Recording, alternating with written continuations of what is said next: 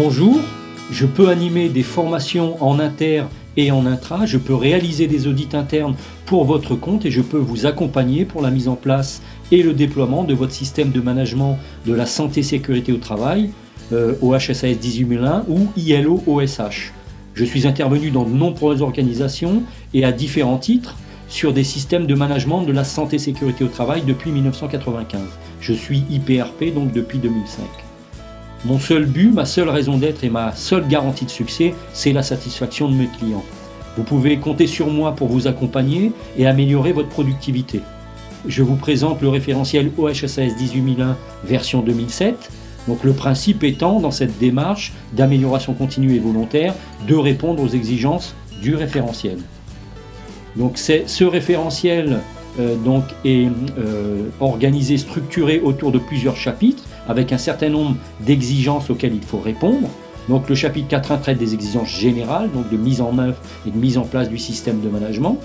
La deuxième partie traite de l'engagement de la direction, donc de l'organisme au plus haut niveau, pour qu'il formalise une politique santé-sécurité au travail qui sera communiquée.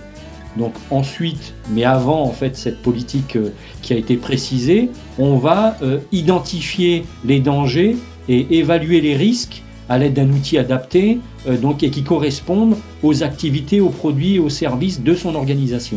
Donc il s'agit ensuite d'identifier les textes réglementaires qui sont applicables à votre organisation et qui proviennent essentiellement du Code du travail titre 4.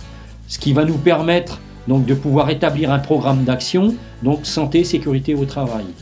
Il faudra ensuite mettre en œuvre, à travers un organigramme de rôle, responsabilité, autorité, de former et de sensibiliser le personnel à la santé, sécurité au travail, de communiquer en interne, par exemple à travers le règlement intérieur, et de maîtriser le système documentaire qui sera mis en place, dans le cadre de la maîtrise opérationnelle, c'est-à-dire ensuite de faire appliquer les éléments de votre système de management de la santé et sécurité au travail, sans oublier de bien identifier les situations d'urgence particulières qui doivent faire l'objet d'exercices pour pouvoir répondre à ces situations. Donc le chapitre qui suit traite ensuite du contrôle, de la mesure et de la veille réglementaire. Donc il s'agit de mesurer la performance du système de management de la santé et sécurité au travail, avec des possibilités de remontée du terrain, des non-conformités pour pouvoir mettre en place des actions correctives et préventives. Donc la gestion des enregistrements est bien sûr à prendre en compte, et vous devez aussi, c'est une exigence du référentiel, organiser un système d'audit interne ou l'externaliser à périodicité avec des auditeurs formés. À périodicité, on fera aussi ce qu'on appelle une revue de direction dans laquelle on fera le point sur la réalisation, le niveau de réalisation du programme d'action et pour pouvoir reprogrammer pour la période qui suit les nouveaux objectifs et cibles. Je vous remercie, à bientôt, retrouvez-moi sur www.qse-rse.com. Au revoir et à bientôt.